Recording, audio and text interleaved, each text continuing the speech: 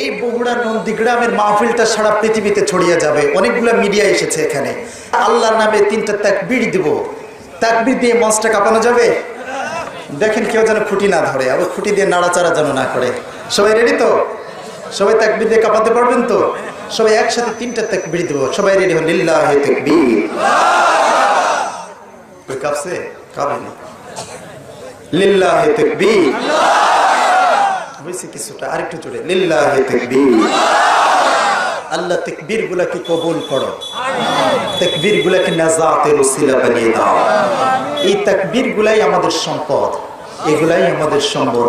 In the day of judgement, day of resurrection, আল্লাহ যদি বলে বান্দা তুই কোরআনুল কারীমের মাহফিলে গিয়েছিলি, কোরআনের পক্ষে আমি আল্লাহর স্লোগান দিয়েছিলি, যা আমি তোরে মাফ করে দিলাম।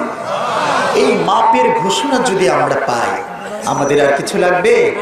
আমরা তো আল্লাহর কাছে একটা জিনিসই চাই, আল্লাহর কাছে নাজাত চাই, ঠিক কি না?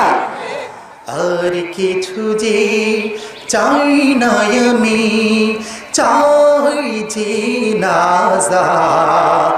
আল্লাহ তোমার কাছে আমার এই মোনাজাত, আল্লাহ তোমার কাছে আমার এই মোনাজাত। আমিন বলেন। আমার ভাইরা, এখানে আমরা যারা বসে আছি এখন, আমরা সবাই কার মেহমান? আসতে বলবেন না, কার মেহমান? আল্লাহর কোরআন যারা শুনতে আসে তারা সঙ্গে সঙ্গে আল্লাহর মেহমান হয়ে যায়। আমার বন্ধুগণ, কোরআনুল কারীমের আলোচনার তো শুরু আছে, এর শেষ নেই। কোরআনুল কারীম রব্বুল আলামিন নাজিল করেছেন আজ থেকে ১৫০০ বছর পূর্বে। আজ পর্যন্ত এ কোরআনুল কারীমের ভুল কেউ ধরতে পেরেছে? ভুল ধরা সম্ভব? কারণ এটা ওহীর কথা, এটা আল্লাহর কথা, ঠিক কিনা? সব কথায় ভুল থাকবে, আল্লাহর কথায় ভুল থাকবে না। আমার ভাইরা, এই পৃথিবীতে যত কিতাব আছে সব কিতাবগুলি হলো আসমানের নিচে, আর কোরআনটা হলো আসমানের উপরে। সুবহানাল্লাহ বলবেন না? এই জন্য সব কথায় ভুল থাকবে, আল্লাহর কথায় ভুল থাকবে এবং থাকতে পারে না। আমার ভাইরা, এই কোরআনটাকে রব্বুল আলামিন কোথায় রেখে দিয়েছেন সবার কম বেশি জানা আছে। যারা পড়েন আমার সাথে পড়ুন। বাল হুয়া কুরআনুম মাজিদুন ফি লাওহিন মাহফুজ। জোরে বলুন আল্লাহু আকবার। এটাও হলো মর্যাদা সম্পূর্ণ একটা কিতাব, যেই কিতাবের ঠিকানা দুনিয়ার কোনো ঠিকানা নয়, যেই কিতাবের ঠিকানা হতেছে লৌহে মাহফুজ। জোরে বলুন সুবহানাল্লাহ। এই কিতাব সায়েন্সের কথা বলে। এই কিতাবকে কেউ যদি মনে করে শুধুমাত্র এটা ধর্মীয় গ্রন্থ, তাহলে এটা তার ধারণা ভুল, ঠিক কিনা? এটা হলো বিজ্ঞানময় একটা কিতাব। সুবহানাল্লাহ বলবেন না? কোরআনুল কারীমের দিল হচ্ছে সূরা ইয়াসিন। কোন সূরা? সূরা ইয়াসিন। এর ভেতর সম্পূর্ণ বিজ্ঞান দিয়া ভরা। সুবহানাল্লাহি বিহামদিহি। আল্লাহ রাব্বুল আলামিন কোরআনের পরিচয় দিতে গিয়া সূরা ইয়াসিনের শুরুতে কোরআনের পরিচয় দিতে গিয়া বলছেন, যারা পড়েন আমার সাথে পড়ুন, ইয়াসিন والقرآن الحكيم إنك لمن المرسلين على صراط مستقيم। এটাও হলো বিজ্ঞানময় একটা কিতাব। এই যে আমরা বিজ্ঞানীদের মাধ্যমে মাঝে মাঝে আকাশের বিভিন্ন তথ্য আমাদের কানে আসে। একবার তারা বলে সূর্য নয় পৃথিবী, আবার বলে পৃথিবী নয় সূর্য ঘোরে। Not there but the sun moves. এক এক সময় এক এক তথ্য আমাদেরকে দিয়ে যায়। একবার বলে সূর্য নয় পৃথিবী ঘোরে, আবার বলে পৃথিবী নয় সূর্য ঘোরে। এখন তাদের মাথায় ঘোরে, ঠিক কিনা বলেন? কিন্তু আজ থেকে ১৫০০ বছর পূর্বে আল্লাহ রাব্বুল আলামিন কুরআনুল কারীমের ভিতর সুন্দর করে জানিয়ে দিচ্ছেন, লাশ-শামসু ইয়ানবাগি লাহা আন তুদরিকাল কমর ওয়াল-লাইলু সাবিকুন নাহার ওয়া কুল্লুন ফি ফালাকি ইয়াসবাহুন।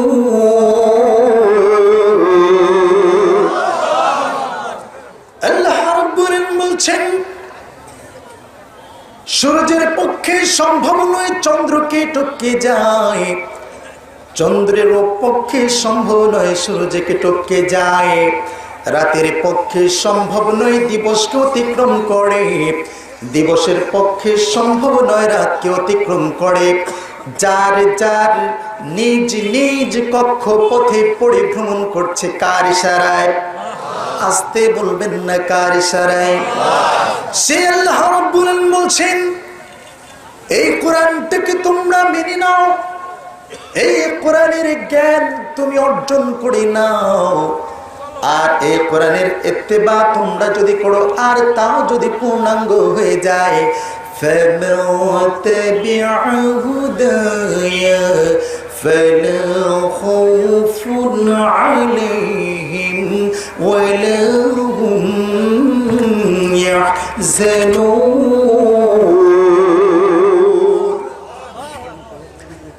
আল্লাহ রাব্বুল আলামিন বলছেন, এই কোরআনের জ্ঞান তুমি অর্জন করে নাও, এই কোরআনের ইত্তেবা তোমরা যদি করো, তাহলে এই কোরআনুল কারীম তোমাদেরকে সুপারিশ করে আল্লাহর জান্নাত পর্যন্ত পৌঁছে দেবে। বলুন সুবহানাল্লাহ। এই জন্য আপনারা কি আল্লাহর জান্নাতে যেতে রাজি আছেন না নাই? সবাই কি রাজি আছেন? আমরা আল্লাহর কাছে কি চাই? আল্লাহর জান্নাত চাই। মালি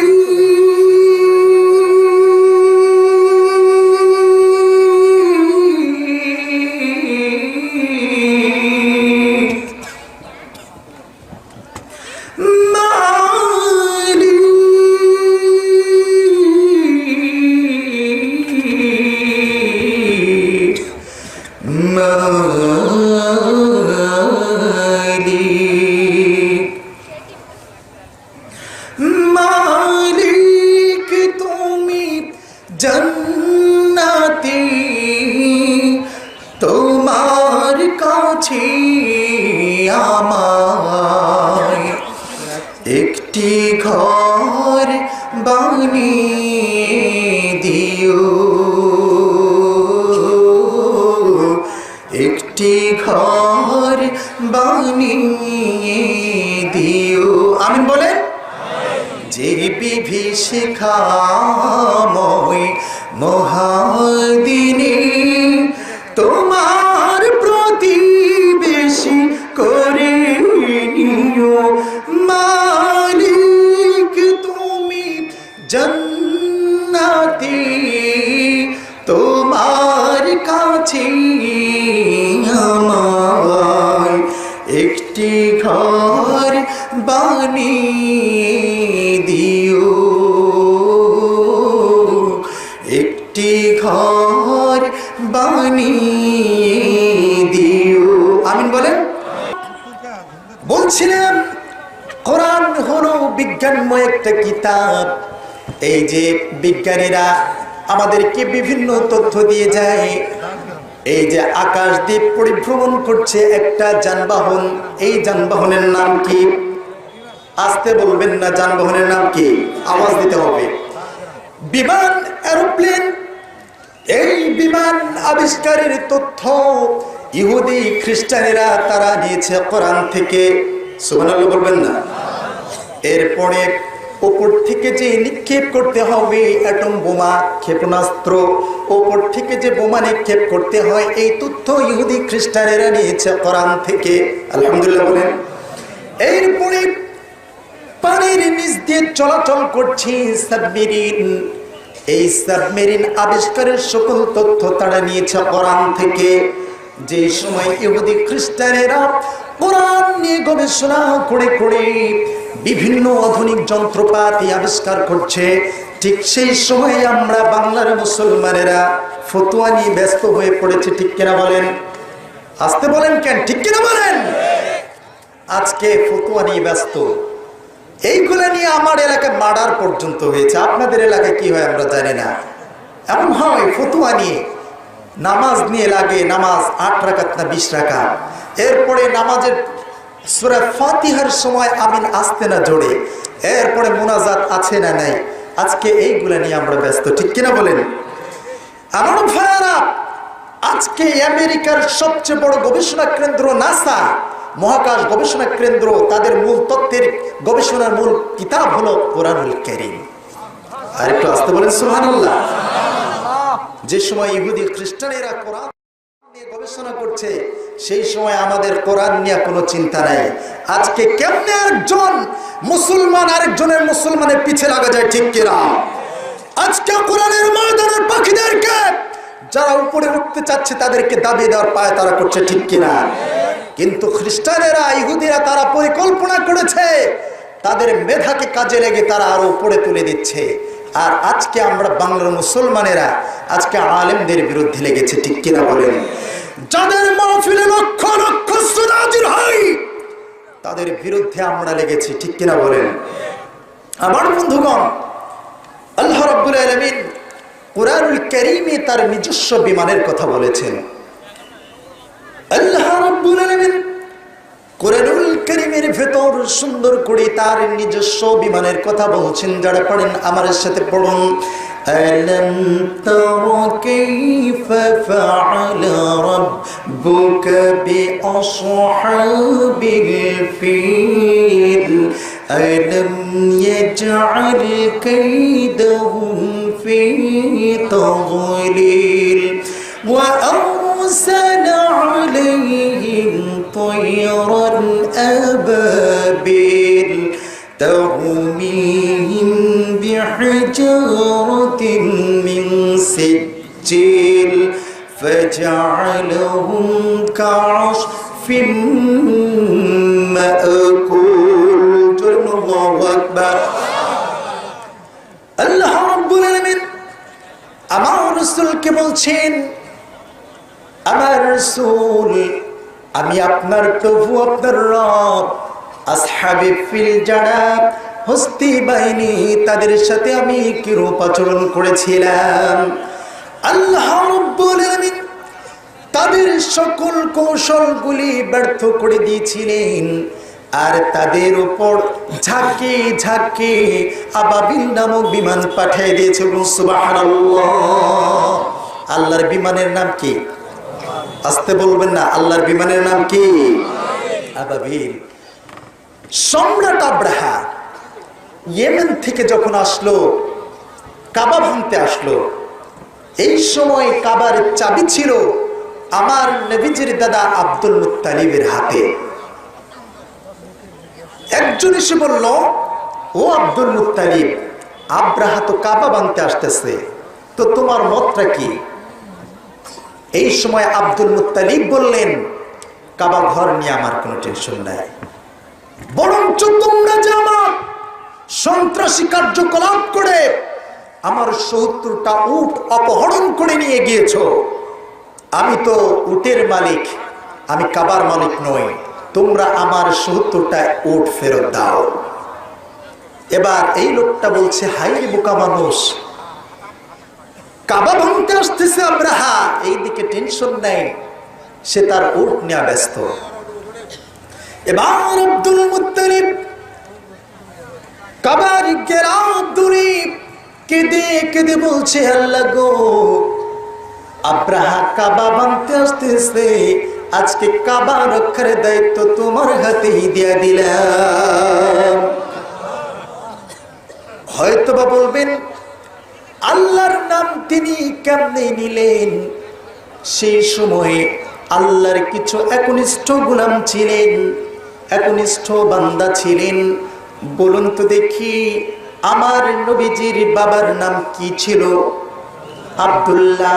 রেখেছেন কে? দাদা। আব্দুল্লাহ অর্থ হলো আল্লাহর গোলাম, আল্লাহর বান্দা। আল্লাহর উপর আস্থা না থাকলে তিনি আব্দুল্লাহ রাখতেন না, ঠিক কিনা? এবার তিনি কাবার গেলাম ধরে কেঁদে কেঁদে চোখের পানি ফেলে বলছে, আল্লাহ গো, আব্রাহা কাবা ভাঙতে আসতেছে, তুমি কাবার হেফাজত করো। রব্বুল আলামিন তার দোয়াটাকে মঞ্জুর করে নিলেন। আল্লাহ তাআলা কি করলেন? ওয়া আরসালা আলাইহিম তায়রান আবাবিল তরমিহিম বিহিজারাতিন মিন সিজ্জিল فجعلهم كعصف مأكول الله أكبر রব্বুল আলামিন ঝাঁকি ঝাঁকি আবাবিল নামক বিমান পাঠিয়ে দিলেন।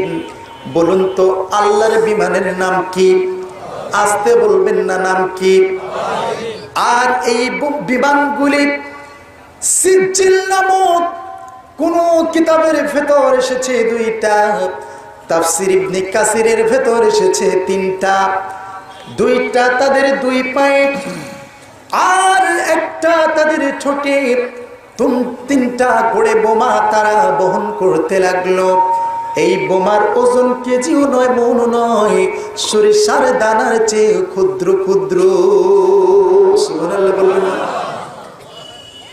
এবার এই সিজ্জিল নামক বোমা উপর থেকে নিক্ষেপ করলেন। উপর থেকে যে বোমা নিক্ষেপ করতে হয়, এই শিক্ষাটা কে দিয়েছেন বলেন? আসতে বলবেন না, কে দিয়েছেন? এই বোমাগুলি যখন কাফেরদের মাথার উপর পড়তে লাগলো, এই সময় বোমার আঘাতে তাদের চামড়ি ভেদ করে জমিনের ভেতরে এই বোমাগুলি ঢুকে গেল। আল্লাহ রাব্বুল আলামিন এই আবাবিল নামক বিমান দিয়া আর এই সিজ্জিল নামক বোমা দিয়া তাদেরকে নিশ্চিন্ন করে দিলেন। আল্লাহু আকবার। সেই আল্লাহ এখনো আছে না নাই? আসতে বলবেন না, আছে না নাই? সম্রাট আব্রাহাকে যে আল্লাহ ধ্বংস করে দিয়েছিলেন, এখনো যারা আলেমদের উপরে নির্যাতন করেছে, সে আল্লাহ বুঝি এখন আর চোখে দেখে না? নাউযুবিল্লাহ বলেন। আমার ভাইরা, আমরা দুঃখ ভারাক্রান্ত। আজকে যাদের মাধ্যমে আমরা এই মাহফিলগুলোতে তাফসীর করতে বসি, সেই সকল মানুষগুলোকে আজকে নিরপরাধ মানুষকে আজকে কোনখানে? জেলখানে, ঠিক কিনা? আমার ভাইরা, আল্লাহ রাব্বুল আলামিন আব্রাহাকে নাস্তানাবুদ করে দিয়েছিলেন, সেই আল্লাহ এখনো আছে।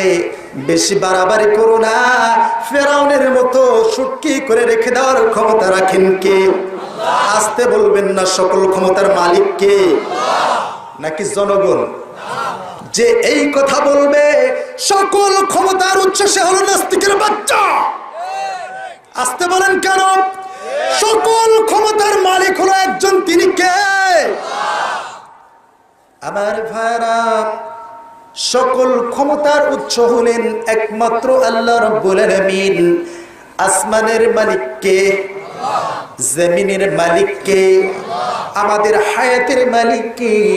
আমাদের মৌতের মালিক কে? আমাদেরকে খাওয়ানোর মালিক কে? না খাইয়ে রাখার মালিক কে?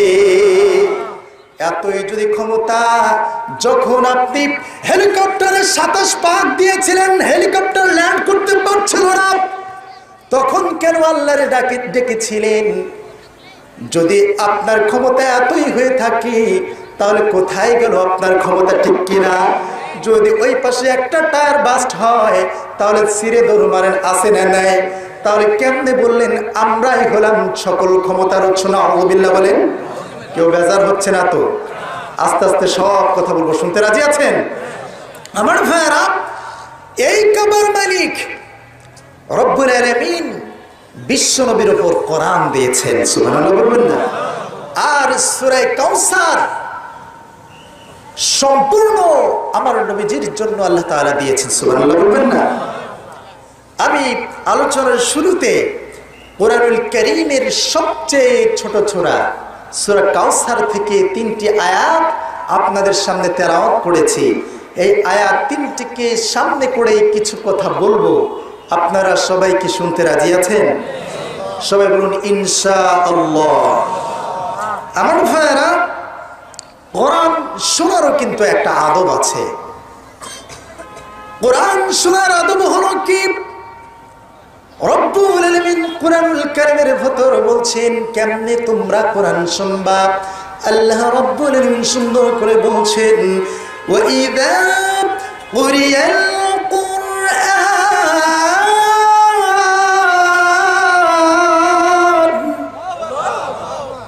ফাসতামি'উ লাহু ওয়া আনসিতু লা'আল্লাকুম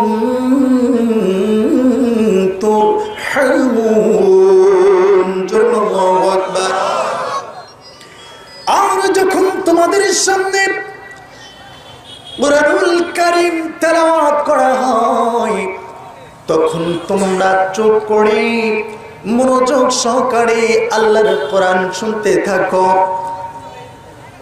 আশা করা যায় চুপ থাকার কারণে, নীরবতার সাথে কোরআন শ্রবণ করার কারণে আল্লাহর রহমতগুলি তোমাদের উপর নাজিল হয়ে যাবে। বলুন সুবহানাল্লাহ। এই জন্য আমার ভাইরা, কোরআন শুনবো বেশি, গান শুনবো। গান কি শুনবেন? কম শুনবেন? গান কি শোনা যাবে? যেটা বেশি হারাম সেটা কম হারাম, ঠিক কিনা? বিশ্বনবী বলছেন আল্লাযিনা ইয়াউমাতিন নিফাক ফিল কলব, গান মানুষের অন্তরটাকে মেরে ফেলে, মানুষকে মুনাফিক বানায়। যে গান শুনলে মানুষের অন্তর মরে যায় সে গান শোনা যাবে? আবার বিশ্বনবী বলছেন কেউ যদি গান শুনতে শুনতে ঘুমিয়ে যায় আর কারো যদি মৌত হয়ে যায় তার জানাজা তোমরা পড়বে না।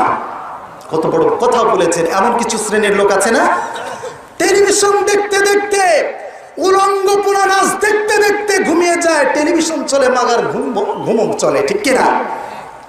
আমার ভাইয়েরা, গত কয়েকদিন আগে বিপিএল এর উদ্বোধন হয়েছে না? ভারত থেকে শিল্পীদেরকে ভাড়া কইরা আনা হলো, হয়েছে না হয় নাই? শ্রীনগর একজন